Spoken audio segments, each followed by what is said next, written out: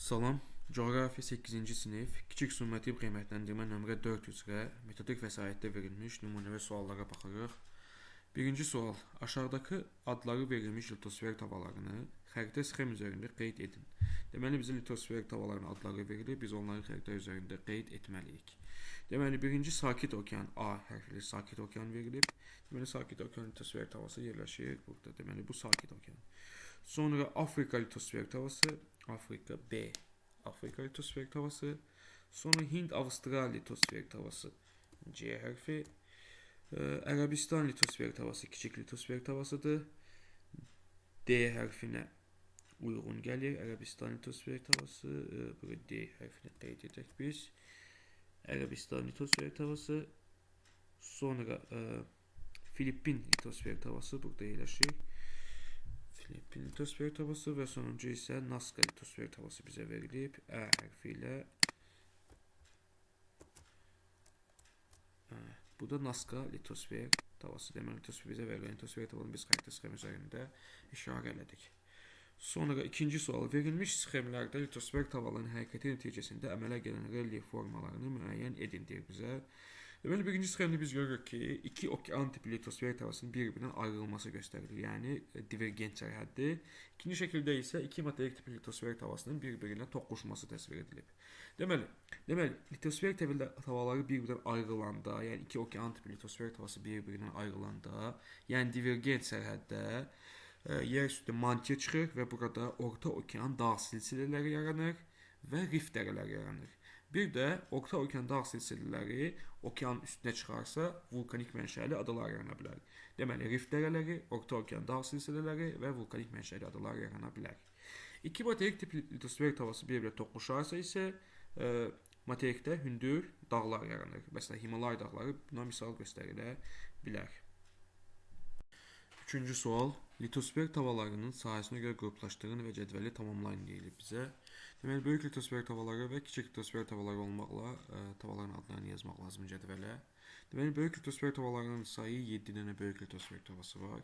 Bunlara aiddir Şimali Amerika, Cənubi Amerika, Avrasiya, Afrika, Antarktida, Hind, Avustraliya litosfer tavası və Sakit Okean litosfer tavası olmaqla böyük litosfer tavalarının sayı 7 dənədir. Kiçik litosfer tavalarına isə bir misal göstərə bilərik. Ərəbistan litosfer tavası, Nazca litosfer tavası, Kokos, Karib, Filippin, İndoneziya, Amur, Hondefuk kimi litosfer tavalarını biz misal göstərə bilərik kiçik litosfer tavalarına. Dördüncü sual. Hal-hazırda sahəsi böyüyən su hövzələri. Deməli, hal-hazırda okeanlardan Atlantik okean və Hind okeanı sahəsi get-gedə böyüyür. Sakit və Şimal Buzlu okeanı isə kiçilir. Yəni, bu böyüyən su hövzələri soruşur bizdən. Cavab C bəndə 3-5 olmalıdır. Sonra 5-ci sual. Düzgün olan ifadələri seçin. Tektonik hərəkətlər yer qabığının üfüqi və şarkılı yer dəyişməsidir. Bəli, doğru fikirdir. Üfüqi hərəkətlər litosfer tavalarının sərhədində əmələ gəlir. Üfüqi hərəkətlər əslində litosfer tavanın sərhədində yox, yerin daxilində əmələ gəlir. Bu fikir onun üçün düzgün deyil. Tavalarının bir-birinə uzaqlaşma sərhədi konvergent sərhəd adlanır. Toqquşması konvergent, uzaqlaşması isə divergent adlanır. Onda bu fikir də səhvdir. Ərəbistan tavası materik tipli yer qabığına malikdir. Bəli, Ərəbistan tavası kiçik litosfer tavasından yeganə litosfer tavasıdır ki, materik tipli yer qabığına malikdir. Qalan bütün kiçik litosfer tavaları okean tipli yer qabığına malikdir. Sonra Y bəndi, materik və okean tipli litosfer tavalarının toqquşma sərhədində quruda dağlar, dərin çökəkliklər əmələ gəlir. Dağlar düzdür quruda əmələ gəlir, amma dərin çökəkliklər okeanda əmələ gəlir. Yəni, bu dərin çökəkliklər quruda əmələ gəlmir. Onun üçün burada səhvdir. Yəni, düzgün cavab burada A və D bəndləri olmalıdır. Sonra 6-cı sual. Materik tipli litosfer tavalarının toqquşmasından, deməli, iki materik tipli litosfer tavası toqquşursa, qırışıq dağlar əmələ gəlir. Deməli, burada olmalıdır. Qırışıq dağlar əmələ gəlmişdir. Sakit okean sahili dağlar sistemi, deməli, Sakit okean sahili dağlar sistemi əsasən Sakit okean sahilində yerləşən dağlar, yəni Kordilyer və And dağları Sakit Okean ve Şimali Amerika litosfer tavanın toqquşması nəticəsində yaranmışdır. Yani burada Sakit Okean ve Şimali Amerika litosfer tavası toqquşur, Cənubi Amerika ve Nazca litosfer tavaları toqquşur. Nəticədə Sakit Okean sahili dağ sistemi əmələ gəlir. Sonra İslandiya, Azor müqəddəs eləyəni Paska adaları divergent sərhəddə əmələ gəlmişdir. Yəni burada divergent yazılmalıdır. İslandiya, Azor müqəddəs eləyəni Paska adaları divergent sərhəddə əmələ gəlmişdir. Yəni litosfer tavanın bir-birinin uzaqlaşma sərhədində əmələ gəlmişdir. Deməli, Sakit Okean sahil sistemi bayaq biz litosfer tavanın adlarını qeyd etdik. Həmçinin burada boşluqlara biz bu formada yaza bilərik ki, cümlə düzgün alınsın deyə. Sakit Okean sahili dağlar sistemi litosfer tavalarının toqquşma nəticəsində yaranmışdır kimi qeyd etmək olar.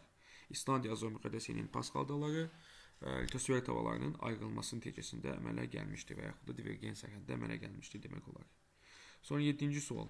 Kontur xəritdə işarələnmiş ərazilərə uyğun gələn coğrafi obyektlər seçin deyir bizə.